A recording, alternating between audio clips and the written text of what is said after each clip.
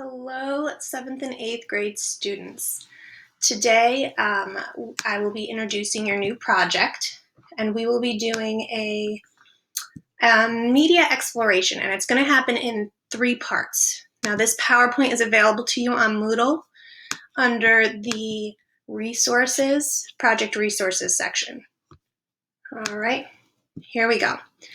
So, in Part 1 of the Media Exploration Project, all of your due dates are on a list with links of how to get to everything right here in this Resources for this project folder. Here we go. Historical perspectives. We are called to tap into our resourcefulness because of our unique experience right now. Cave paintings were created by hunters in honor of the animals with stone, and charcoal on the stone. Also, they used different pigments that they had created. Native Americans used their own dyes for weaving the wool from their sheep with natural pigments like brown onion and different kinds of sumac and different things that they found in the wild. Mayans crushed stone to create their pigments. They got some really amazing bright ones through that. Your home is your cave.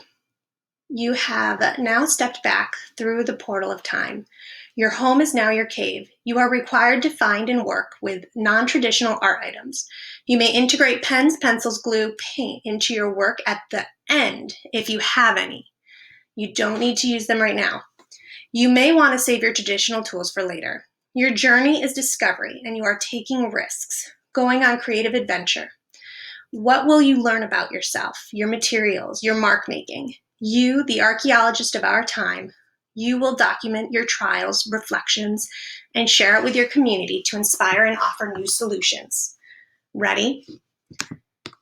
Your surface materials. At home, look for any workable surface. It can be crumpled, torn, burnt edges. Look in every recycling bin. Look through saved paraphernalia, so anything you have left over. Even fabric, aluminum foil, old books. Old books. I know, I'm also the librarian. Anything that has a surface, wax paper, tissue paper, paper towel. You guys can look at this individually, so I will not read it all. Collect your surface materials, organize them, get them ready. I want photographs of what you're doing along the way. All right. Working tools scavenger hunt. So explore non-traditional working tools. Look for things that can transfer or carry color to the surface. Something you hold in your hand, mouth, nose, elbows. It's weird. Don't actually hold it in your nose or mouth. This was from another teacher. All right. Get creative.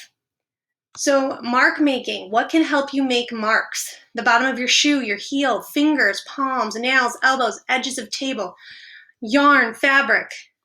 All right, pigment scavenger hunt. Ask for permission before removing the item from your parents or whoever is in the house. These are items to be economical in using much needed resources. So don't use things that you're not gonna, or that you're gonna need later. A little goes a long way. Your working surface is small. Test with a little dab, let dry, and another layer, repeat. So with coffee grounds, coffee is a very cool way to make color and to make marks. So look that up online too if you want. There's some great ones. In your kitchen, will it smell sweet, salty, sour? I don't recommend using any kind of dairy, guys. Okay. Outside, nature's your friend. What about mud? I've done mud paintings. Those are sick. All right, now the part that I'm grading is you're documenting your experimentation. You're going to have at least 8 non-traditional items.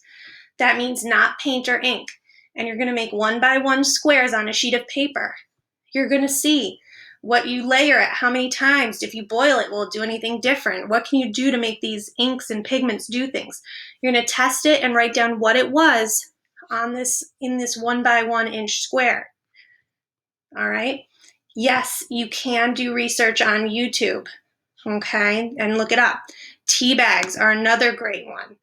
I want you also to experiment with adhesion. What will help attach things if you end up